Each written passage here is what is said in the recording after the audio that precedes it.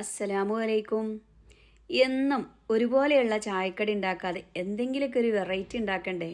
ഇതുപോലെയൊരു പലഹാരം ഒന്ന് ഉണ്ടാക്കി നോക്കൂ. നല്ല ടേസ്റ്റാണ് കേട്ടോ ഇത് കഴിക്കാനായിട്ട്.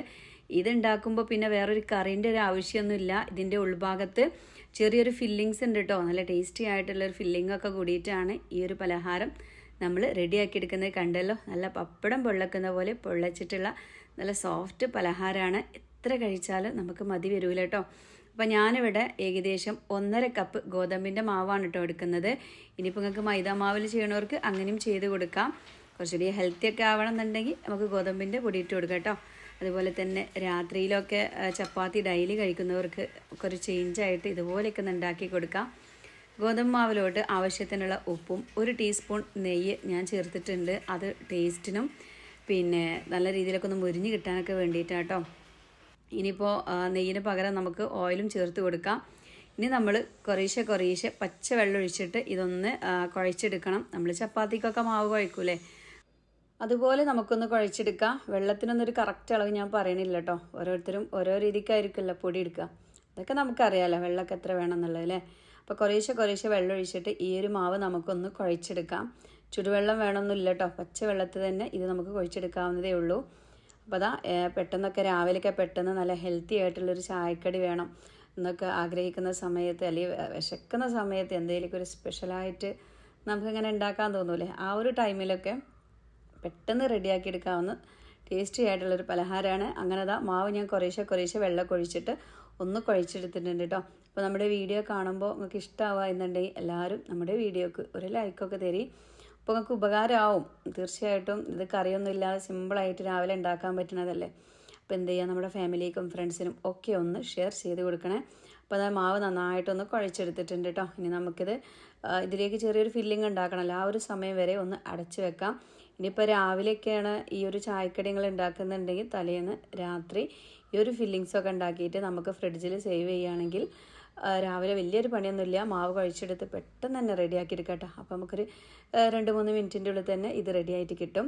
ഞാനിവിടെ ഈ ഒരു ഇതിലോട്ട് ഏകദേശം 1.5 കപ്പ് മാവിലോട്ട് ഞാനിവിടെ 2 വലിയൊരു കിഴങ്ങെടുത്തിട്ട് 4 പീസാക്കിയിട്ട് കുക്കറിലിട്ടിട്ട് 3 വിസിലടിച്ചിട്ടുണ്ട് കേട്ടോ. വേവിച്ചെടുത്തിട്ടാണ്. തൊലിയൊന്നും കളഞ്ഞിട്ടില്ലായിരുന്നു. ഈ ഒരു സമയത്ത് തൊലിയെല്ലാം മാറ്റിയിട്ട് ഒരു സ്പൂണോ ഫോർക്കൊക്കെ ഉപയോഗിച്ചിട്ട് ഇതുപോലെ ഒന്ന് പൊടിച്ച് കൊടുക്കാം. അപ്പോൾ ഉരുളൻകിഴങ്ങ് എന്തായാലും നിങ്ങൾ ചേർത്ത് കൊടുക്കണം കേട്ടോ.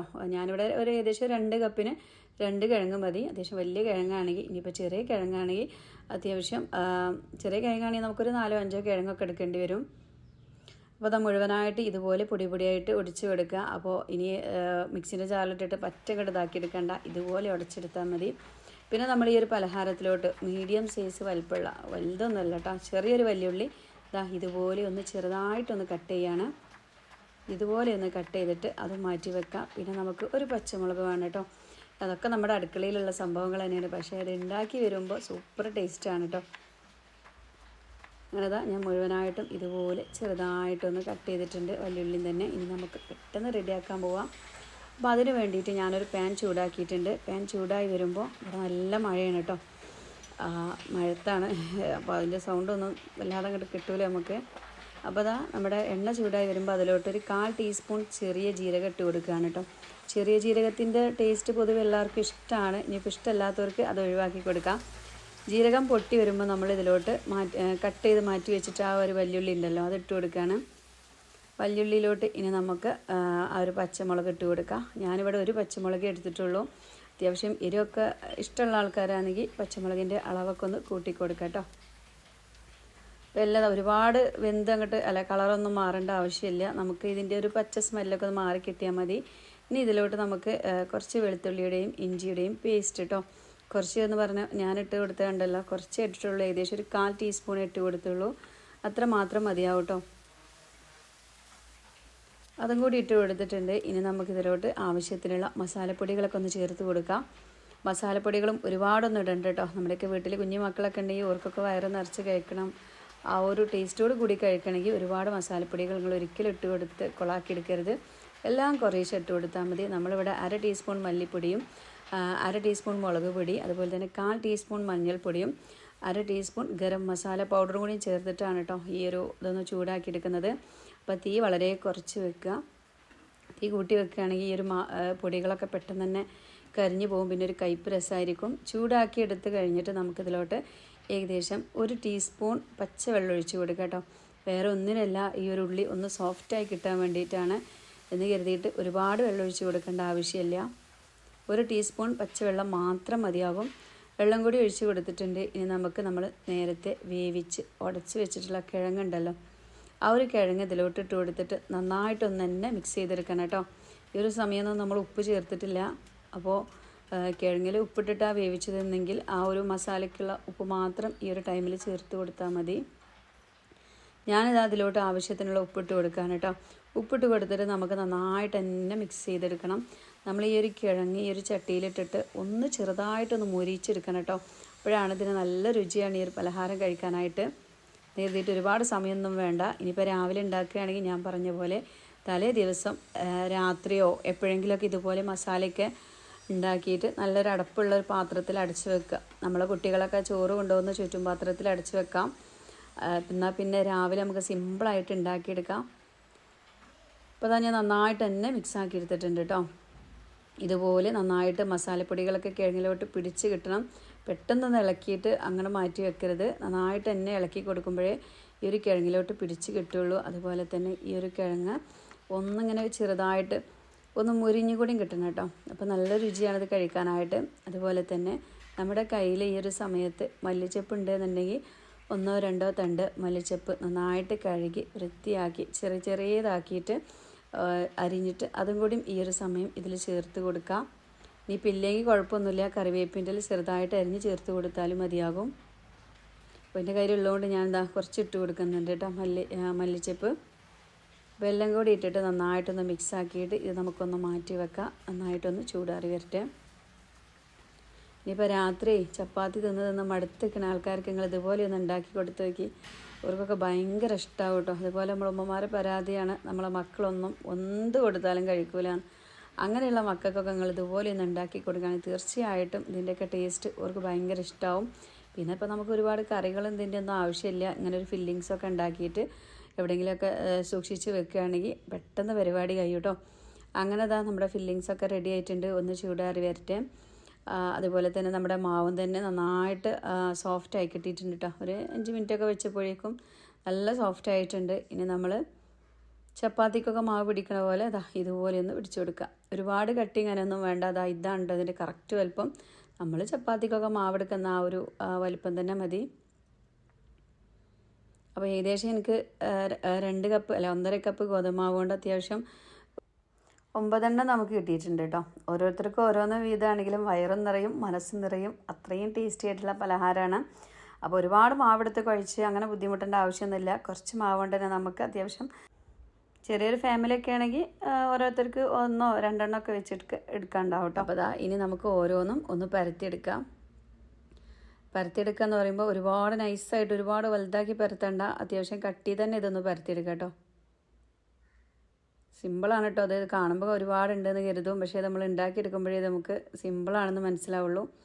ഇനി നമ്മൾ എന്ത് ചെയ്യുക, നല്ല റൗണ്ട് ഷേപ്പിലൊന്നും ഇൻ്റെതായി കിട്ടിക്കൊള്ളുന്നില്ല. നിങ്ങൾ നല്ല കഴിയുന്ന പോലെയൊക്കെ പരത്തിയെടുത്തിട്ട് ഇതിൻ്റെ സെൻറ്ററിൽ നമ്മൾ എന്ത് ചെയ്യുക, നമ്മളിപ്പോൾ ഉണ്ടാക്കി വെച്ചിട്ടുള്ള ആ ഒരു മസാലക്കൂട്ടുണ്ടല്ലോ, അതൊരു സ്ക്വയർ ടൈപ്പിലായിട്ട് ഒന്ന് വെച്ച് കൊടുക്കുക കേട്ടോ.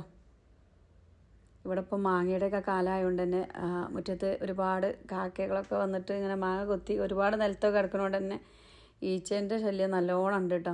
ഈച്ച എത്ര നമ്മൾ ഡെറ്റോളിട്ട് തുടച്ചാലും എങ്ങനെ തുടച്ചാലും ഒരു 5 മിനിറ്റൊന്നും തിരക്കിടുണ്ടാവില്ല. പിന്നെ വീണ്ടും ഇതുപോലെ ഈച്ച അങ്ങനെ വരികയാണ് കേട്ടോ. അപ്പോൾ അടിയിലൊക്കെ അങ്ങനെ പാറുന്നുണ്ട്. അപ്പോൾ ഏതായാലും നമ്മളിതുപോലെ സ്ക്വയർ ടൈപ്പായിട്ട് വെച്ച് കൊടുത്തിട്ടുണ്ട് കേട്ടോ നമ്മൾ ആ ഒരു സ്പെഷ്യൽ ഫില്ലിങ്സ്. പിന്നെ നെയ്യ് വേണമെന്നുള്ളവർക്ക് നെയ്യും ഇതുപോലെ ഒന്ന് സ്പ്രെഡ് ചെയ്ത് കൊടുക്കാം. അതല്ലെങ്കിൽ ഓയിൽ തേച്ച് കൊടുത്താലും മതി. ചെറിയ മക്കൾക്കാണെന്നുണ്ടെങ്കിൽ നിങ്ങൾ നെയ്യ് ചേർത്ത് കൊടുത്തിട്ട് തന്നെ ഉണ്ടാക്കണം കേട്ടോ. അതവരുടെ ഹെൽത്തിനും നല്ലതാണ്, പിന്നെ ബുദ്ധിവികാസത്തിനും ഒക്കെ നെയ്യ് നല്ലതാണ്. ഒരുപാടൊന്നുമില്ലല്ലോ, കുറേശ്ശെ ഇതുപോലെ ചെയ്തിട്ട് നമ്മളൊരു ബോക്സ് ടൈപ്പിലായിട്ട് ഒന്ന് മടക്കി വെക്കുക. കണ്ടല്ലോ. ഇത് നമ്മളിതൊന്ന് പരത്തിയെടുക്കുക കേട്ടോ. അപ്പോൾ കൈകൊണ്ട് ആദ്യം ജസ്റ്റ് ഒന്ന് ഇതുപോലെയൊക്കെ ഒന്ന് പൊടിയൊക്കെ ഇട്ട് തട്ടിയിട്ട് കൈ വെച്ചിട്ടൊന്ന് പരത്തിയിട്ട് ഇതുപോലെ ഒന്ന് പരത്തിയെടുത്താൽ മതി. സിമ്പിളല്ല പരിപാടി. ഒരു പ്രാവശ്യം ഞങ്ങളിത് ചെയ്ത് നോക്കുകയാണെങ്കിൽ പിന്നെ എപ്പോഴും ചപ്പാത്തി ഉണ്ടാക്കുന്ന ആ ഒരു സമയം കൊണ്ട് നമുക്ക് ഇതും റെഡിയാക്കി എടുക്കാം കേട്ടോ. പക്ഷേ നമ്മൾ ചപ്പാത്തി ഉണ്ടാക്കുമ്പോൾ പിന്നെ അതിലോട്ടൊരു കറി വേണം. ഇങ്ങനെ ഒരു ഫില്ലിങ്സൊക്കെ ഉണ്ടാക്കിയിട്ട് ഫ്രിഡ്ജിൽ സൂക്ഷിക്കുകയാണെങ്കിൽ സിമ്പിളല്ലേ, പരിപാടി പെട്ടെന്ന് കഴിയും കേട്ടോ. അപ്പോൾ അതാ ഇതുപോലെ അത്യാവശ്യം നല്ല കട്ടി തന്നെയാണ് ഇത് നമ്മൾ പരത്തിയെടുത്തിട്ടുള്ളത്, കണ്ടല്ലോ. എന്ന് കരുതിയിട്ട് ഇത് ചുട്ട് വരുമ്പോൾ നല്ല സോഫ്റ്റാണ് കേട്ടോ, നല്ല പഞ്ഞിക്കെട്ട് പോലുള്ളൊരു പലഹാരമാണ്. പിന്നെ നമുക്കൊരു പാൻ ചൂടാക്കിയിട്ട് ഞാനിവിടെ ഇരുമ്പിൻ്റെ ഒരു തവയാണ് കേട്ടോ വെച്ച് കൊടുത്തിട്ടുള്ളത്. നമുക്ക് എന്ത് ചെയ്യുക, കുറച്ച് ഓയിലൊക്കെ ഒന്ന് സ്പ്രെഡ് ചെയ്ത് കൊടുക്കുക. നെയ്യ് വേണമെന്നുള്ളവർക്ക് നെയ്യിലും ചെയ്ത് കൊടുക്കുക. ഞാനിവിടെ ഇരുമ്പിൻ്റെ തവ ഉപയോഗിച്ച് വേറെ ഒന്നിനുമല്ല, ഒന്ന് മുരിഞ്ഞ് കിട്ടാൻ വേണ്ടിയിട്ടാണ് കേട്ടോ. ദോശയായാലും ഇതുപോലെയുള്ള പലഹാരങ്ങളൊക്കെ ആയാലും ഒന്ന് മുരിഞ്ഞ് കിട്ടുമ്പോൾ തന്നെയാണ് അതിൻ്റെ ഒരു ടേസ്റ്റ്. ചട്ടി നന്നായിട്ട് ചൂടായിട്ടുണ്ട് കേട്ടോ. അതിലോട്ട് ഞാനിതാ കുറച്ച് ഓയിലാണ് സ്പ്രെഡ് ചെയ്ത് കൊടുത്ത് ഇനി ഓരോന്നിട്ടിട്ട് നമുക്കൊന്ന് വേവിച്ചെടുക്കാം. പെട്ടെന്ന് തന്നെ അതായി കിട്ടും കേട്ടോ. അപ്പോൾ ഇരുമ്പിൻ്റെ പാനായതുകൊണ്ട് തന്നെ പെട്ടെന്ന് തന്നെ ഇങ്ങനെ മുരിഞ്ഞ് രണ്ട് സൈഡായിട്ട് കിട്ടും. കണ്ടല്ലോ, നന്നായിട്ട് വീർത്ത് വരാൻ തുടങ്ങിയിരിക്കണം. ഉൾഭാഗത്ത് നല്ല ടേസ്റ്റി ആയിട്ടുള്ളൊരു ഫില്ലിങ്ങുമാണ്.